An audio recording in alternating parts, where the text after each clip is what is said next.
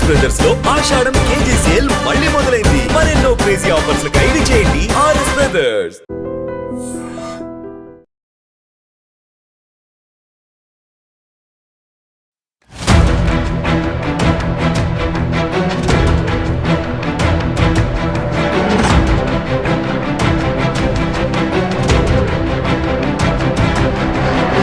వివాహేతర సంబంధాలు ఎంత అడ్డగోలు వ్యవహారాలకు దారితీస్తున్నాయంటే అడ్డొచ్చిన వారిని కూడా అంతమొందించాలనే ఉద్దేశంతో సుపారీ హత్యలు చేయడానికి కూడా బరి తెగిస్తున్నటువంటి వైనాలు.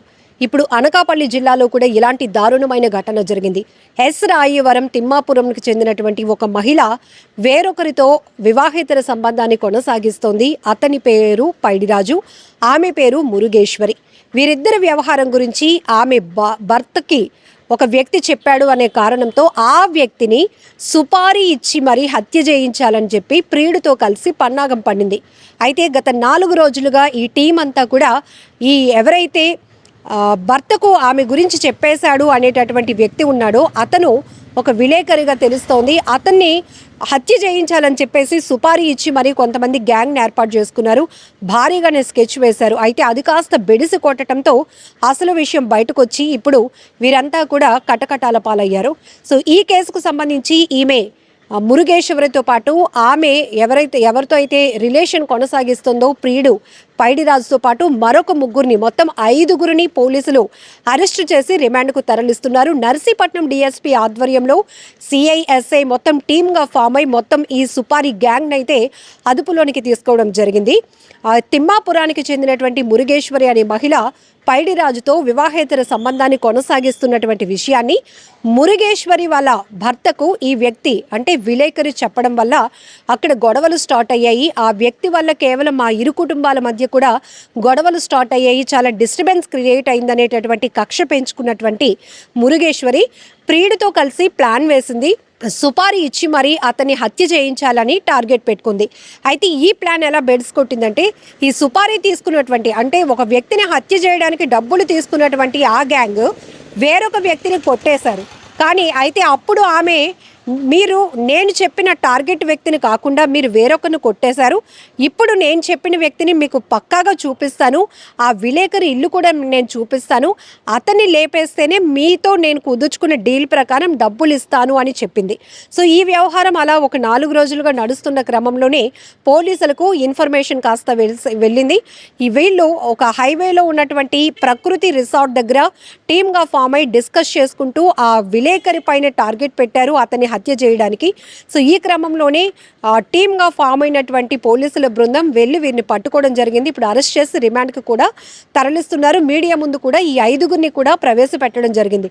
ఇక్కడ అనకాపల్లి జిల్లాలో జరిగినటువంటి ఒక్క ఘటనే కాదు, ఈ మధ్య కాలంలో మనం చూస్తున్నాం వివాహేతర సంబంధాల వల్ల హత్యలు ఆత్మహత్యలు విపరీతంగా పెరుగుతున్నాయి.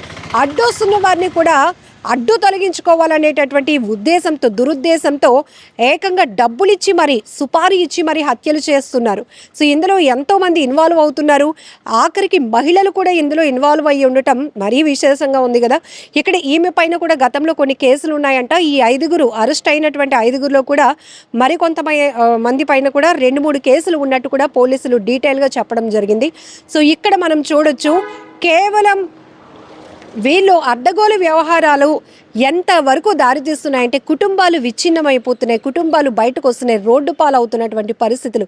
ఒకవేళ ఆ మహిళకు పిల్లలు ఉండుంటే నా తల్లి ఇలాంటిదా అని వాళ్ళు ఎంత కుమిలిపోతూ ఉంటారు ఒకసారి మనం ఆలోచించాలి. పూర్తిగా ఇక్కడ ఈ సుపారీ తీసుకున్నటువంటి గ్యాంగ్కు సంబంధించి మిగతా 3 కావచ్చు, ప్రియుడు ప్రేయసి వీళ్ళిద్దరూ లక్ష్మణ్ అలాగే పైడిరాజు అలాగే మురుగేశ్వరి ఫ్యామిలీ కావచ్చు, అలానే ఇలాంటి భార్యతోన ఇప్పటి వరకు నేను కాపురం చేశాను అనేటటువంటి ఆలోచనలో ఉన్న అక్కడ భర్త పరిస్థితి కావచ్చు, మొత్తం ఎంతమంది డిస్టర్బ్ అవుతున్నారు, ఎన్ని కుటుంబాలు రోడ్డున పడే పరిస్థితి వస్తోంది. ఒక్కసారైనా వీళ్ళు ఆలోచిస్తున్నారా? అక్కడ ఉన్నటువంటి ఆ మోజులో పడుతున్నారు. క్షణికావేశంలో మనుషుల్నే చంపేయడానికి వీళ్ళు ఇంతలాగా భారీగా స్కెచ్ వేస్తున్నారు. డబ్బులు కూడా ఖర్చు పెట్టి హత్యలు చేయడానికి వెనకాడటం లేదు అంటే వీళ్ళ మైండ్ సెట్, వీళ్ళ ఆలోచన ఎంత దుర్మార్గంగా ఉందో కూడా మనం ఆలోచించవచ్చు. సో ఈ మధ్య ఎక్కువ శాతం వివాహేతర సంబంధాలు, ఆర్థిక పరమైనటువంటి సంబంధాల వల్ల ఎక్కువగా హత్యలైతే విపరీతంగా పెరుగుతూ ఉన్నాయి. పోలీసులు కూడా ఎక్కడికక్కడ కౌన్సిలింగ్లు ఇస్తూనే ఉన్నారు. మీరు క్షణికావేశాల్లో చేస్తున్నటువంటి నిర్ణయాలు, హత్యలు కావచ్చు, వీటి వల్ల పూర్తిగా మీ జీవితం నాశనం అయిపోవడమే కాదు, మీ పైన డిపెండ్ అయిన ఉన్నటువంటి ఆధారపడినటువంటి కుటుంబాలు, పిల్లలు, ఈ పరిస్థితులు ఏంటి, ఇప్పటి వరకు మీకున్న రెప్యుటేషన్ రోడ్డు పాలవుతోంది. సొసైటీలో మళ్ళీ మీరు ఎలాంటి ఒక బ్లాక్ స్పాట్ వేసుకుంటారు, ఇవన్నీ కూడా మీరు అసలు గమనించుకోగలుగుతున్నారా అనే విషయాలు కూడా. సో ఇక్కడ మనం చూడొచ్చు, 2 కుటుంబాల్లో తగాదా పెట్టాడు. తను వేరే వ్యక్తితో జరుపుతున్నటువంటి రిలేషన్ గురించి భర్తకు చెప్పేశాడు అనే కారణంతో ఆ మహిళ ఎంత దుర్మార్గపు ఆలోచన చేసింది. ఏకంగా ఒక విలేకరి ఇదంతటికి కారణం అని తెలిసి అతన్ని హత్య చేయడానికి కూడా వెనకాడకుండా ఈ స్కెచ్ వేశారు. ఆఖరికి పోలీసులకు చిక్కింది ఈ ముఠ. పూర్తిగా వీరినందరినీ కూడా అరెస్ట్ చేసి రిమాండ్కు తరలిస్తున్నామని కూడా పోలీసులు చెప్తూ ఉన్నారు. ఏది ఏమైనా చాలా బాధాకరమైన ఘటనలు. ఇలాంటివి చూడటానికి, వినటానికి కాస్త వింతగా, ఆశ్చర్యంగా ఉన్నా కూడా లోతుగా విశ్లేషించుకుంటే గనక చాలా నష్టం జరుగుతుంది.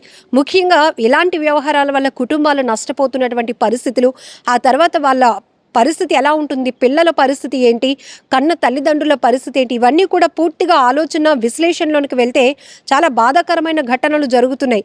అవమానంతో మళ్ళీ కుటుంబ సభ్యులు ఏదో ఒకటి చేసుకోవడం, ఇలా ఒకదానికి ఒకటి లింకప్ అయి జరుగుతున్నటువంటి హత్యా నేర ఘటనలు, ఆత్మహత్యలు కూడా చాలా వరకు ఈ కారణాల వల్లే జరుగుతున్న విషయాలు మనం చూస్తున్నాం. సో మీరేమంటారు కూడా కామెంట్ బాక్స్లో మెన్షన్ చేయండి. ఇది ఒక కిరాయి హత్యాయత్నం అండి. అందులో ఒకరి మీద అటాక్ చేయబోయి పొరపాటున మరొకరి మీద అటాక్ చేశారు. అంటే మిస్టేక్ ఆఫ్ ఐడెంటిటీ అంటారు దీన్ని. ఇది 11/7/25 రాత్రి మన కళ్యాణ మండపం దగ్గర జరిగింది. శ్రీనివాస కళ్యాణ మండపం జరిగింది. ఒకరిని కొట్టబోయి అక్కడ వాచ్మెన్గా ఉంటున్న ఈగరబడి నాగేశ్వరరావు అనే వ్యక్తిని తల మీద కొట్టి హత్యాయత్నం చేశారు. ఇందులో నిందితులు A1 మేడ్సిటీ నూకేశ్వరి, ఈమెది ఎస్రాయవరం. A2 పైడిరాజు, బర్రి పైడిరాజు, ఇతనిది వీరవరపేట తుని. A3 సామియాలు ఎలియాస్ శ్యాము, ఇతనిది కూడా తుని. అలాగే A4 కేసరపూడి జాను ప్రసాద్ ఎలియాస్ శవాలు, ఇతను కూడా తుని కొండవారిపేట. అది A5 రాయుడు రాజ్కుమార్, ఇతను కూడా తుని జ్యోతినగర్. ఈ 5 కూడి ఒక పథకం ప్రకారం ఒక వ్యక్తిని, అంటే ఒక విలేకరిని కొట్టాలనుకున్నారు, కొట్టించాలని, ఆయన చంపాలనుకున్నారు. కానీ పొరపాటున ఆ పక్కనే ఇంట్లో ఉంటున్న ఈ కళ్యాణ మండపంలో ఉంటున్న ఇతను నాగేశ్వరరావుని కొట్టేశారు. దీనికి కారణం ఏంటంటే ఇందులో A1 ఈమెకి పెళ్ళయింది ఒక వ్యక్తితో, అది పాయికిరాపేట చెందిన వ్యక్తి పెళ్ళయింది. అయితే వాళ్ళిద్దరి మధ్య డిస్ప్యూట్స్ వల్ల ఒక 3 years బ్యాక్ విడిపోయినారు. విడిపోతే ఈమెకి పోలీస్ స్టేషన్కి వెళ్ళి రిపోర్ట్ చేయడం అలవాటు. దానికి ఈ విలేకరి ఆయన సహకరించేవాడు. ఇప్పుడు ఆమెతో పాటు స్టేషన్కి వెళ్ళడం, ఈమెకి న్యాయం చేయడం చెప్తూ ఉండడం చేసేవాడు. ఆ విధంగా పరిచయం పెంచుకొని ఆవిడ దగ్గర నుంచి కొంత డబ్బులు తీసుకున్నాడు. ఒక 6.5 తులాల బంగారం కూడా తీసుకున్నాడు. ఆ తర్వాత ఆమె అడిగితే అవి ఇవ్వడానికి నిరాకరించాడు. దాంతో ఆమె ఇతని మీద రిపోర్ట్లు ఇవ్వడం స్టార్ట్ చేసింది. అంతేకాకుండా ఇద్దరి మధ్య ఎప్పుడైతే వైరు పెరిగిందో ఆయన ఏం చేశారు, విలేకరి గారు ఈ మన A1 తాలూకా ఇంట్లోనూ వాళ్ళ ఫ్యామిలీ మెంబర్స్కి, అలాగే ఈ బర్రి పైడిరాజు అనే వ్యక్తి ఆమెకి ఇల్లీగల్ కాంట్రాక్ట్ ఉండేది. వాళ్ళ ఇంట్లో కూడా ఇలా ఇల్లీగల్ కాంట్రాక్ట్ ఉంది, మీరు ఈ నూకేశ్వరేమో పైడిరాజు అనే అతనితో ఇల్లీగల్ కాంట్రాక్ట్ పెట్టుకుందని చెప్పి పైడిరాజు భార్యకి చెప్పాడు. దాంతో వాళ్ళ ఫ్యామిలీకి వీళ్ళ ఫ్యామిలీకి గొడవలు స్టార్ట్ అయినాయి. వాళ్ళు ఏం చేసుకున్నట్టు ఇదంతకి కారణం మన విలేకరి కాబట్టి ఆయన్ని మనం వేసేయాలని చెప్పేసి ప్లాన్ చేసుకున్నారు.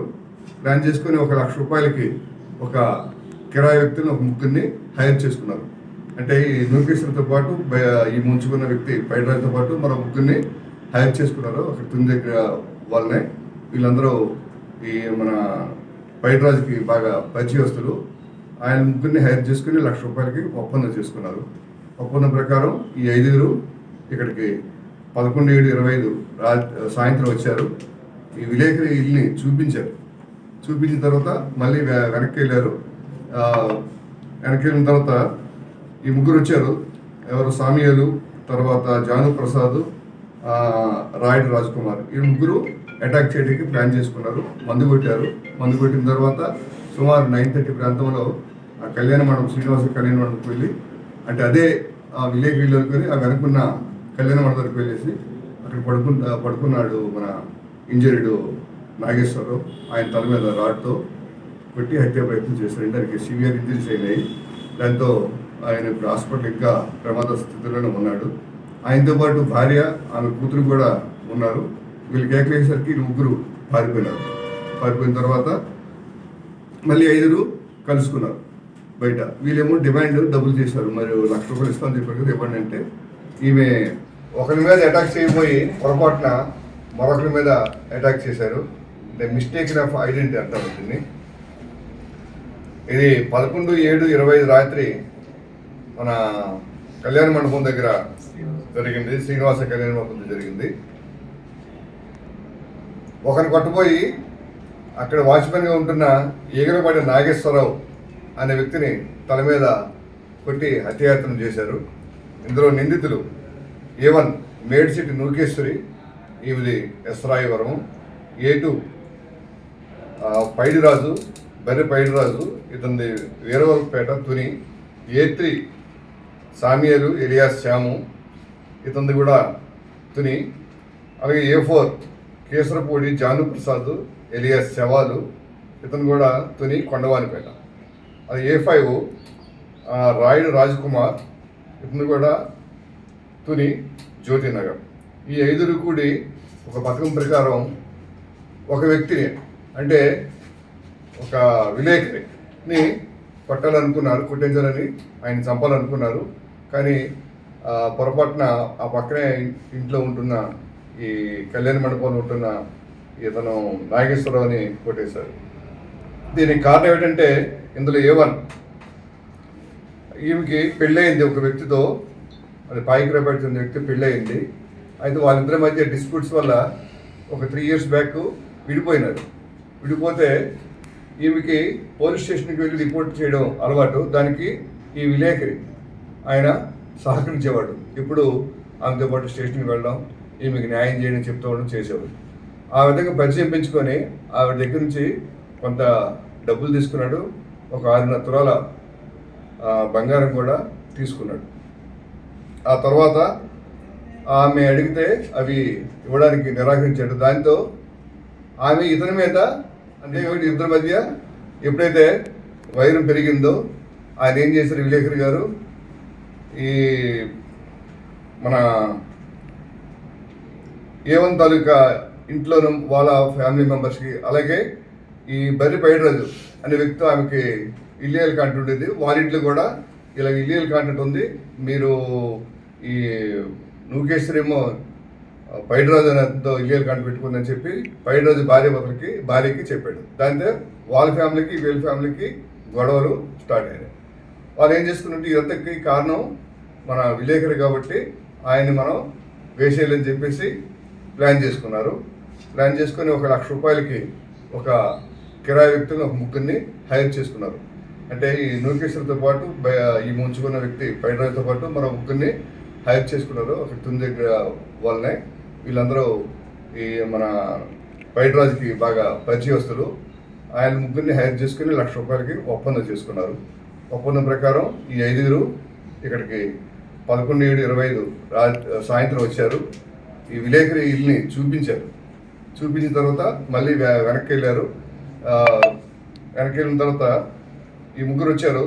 ఎవరు? సామియాలు, తర్వాత జాను ప్రసాద్, రాయుడు రాజ్కుమార్. ఈ ముగ్గురు అటాక్ చేయడానికి ప్లాన్ చేసుకున్నారు. మందు కొట్టారు.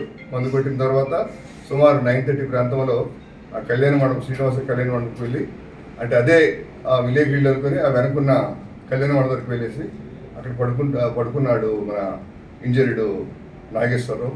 ఆయన తల మీద రాడ్తో కొట్టి హత్యా ప్రయత్నం చేశారంటే ఆయనకి సివియర్ ఇంజరీస్ అయినాయి. దాంతో ఆయన ఇప్పుడు హాస్పిటల్ ఇంకా ప్రమాద స్థితిలోనే ఉన్నాడు. ఆయనతో పాటు భార్య, ఆమె కూతురు కూడా ఉన్నారు. వీళ్ళు కేకలేసరికి ముగ్గురు పారిపోయినారు. పారిపోయిన తర్వాత మళ్ళీ 5 కలుసుకున్నారు బయట. వీళ్ళేమో డిమాండ్ డబ్బులు చేశారు. మరి 1,00,000 రూపాయలు ఇస్తామని చెప్పారు కదా, ఇవ్వండి అంటే ఈమె అప్పుడు ఈ వేరొక ఫోన్తో ఈయనకి ఫోన్ చేసింది, లేఖకి ఫోన్ చేసింది. చేస్తే సంబంధించి అభియోగం ఎక్కిన ఆధారాలు ఏమి కూడా లేవు. నిన్న కూడా ఆవిడ అదే చెప్తున్నాను, కన్ఫ్యూషన్లో కూడా ఉన్నాను. నేను ఇదే కానీ దానికి ఇచ్చినట్టు ఆధారాలు లేకపోతే ఏం చేయలేదని చెప్తున్నాను. మెయిన్ అంటే దీనికి ప్రధాన కారణం ఏంటంటే మితిమీరిన ఇంటర్ఫీరెన్స్ అనమాట. మనం వేరొక జీవితంలోనికి అతిగా ఎక్కువగా తొంగి చూస్తే ఇట్లాంటివి ఎక్కువగా జరగడానికి అవకాశం ఉంది. ఈమెతో ఇక్కడ గొడవైంది, ఇక్కడతో ఆగిపోయింటే సరిపోయింది. తర్వాత ఏంటంటే ఆమె కుటుంబ సభ్యుల దగ్గరికి వెళ్ళడము, పైడ్రాజు ఎవరైతే ఆమెకి ఇల్లీగల్ రిలేషన్షిప్ ఉందో వాళ్ళ బంధువుల దగ్గరికి వెళ్ళడము, ఆమె అతని భార్యతో ఏమో చూసావా, నీ భర్త ఏమో వేరే వాళ్ళతో ఈ లేడీతో బ్యాడ్ లేడీతో ఇలా తిరుగుతున్నాడు, మీరు పట్టించుకోరు అది ఇది అని చెప్తుంటే అది ఇద్దరు కూడా ఎక్కువ స్వైరంగా శత్రుత్వంగా మారింది. ఎవరిని చంపడానికి ప్రయత్నించారు సార్? విలేకరు అంటే ఎవరండి? అంటే యాక్చువల్గా మీరు కాన్ఫిడెన్షియల్ మీ వద్దని చెప్పి ఉంచాం, మాకు ఇబ్బంది రిమాండ్ రిపోర్ట్లు అందుకు పెట్టాను. విలేకరి రుద్ర అంటారు. ఆయన ఒక ఎలక్ట్రానిక్ మీడియా విలేకరు. ఇందులో ఎక్కువ ఇన్వాల్వ్ అయ్యేవాడు. ఇన్వాల్వ్ అవ్వడం కాబట్టి 2 ఫ్యామిలీస్ బయట కూడా తగులు పెట్టేశాడు. దాంతో ఆయన ఎలాగైనా వేసేయాలని ఒక ఇంటెన్షన్ పెట్టుకున్నాడు.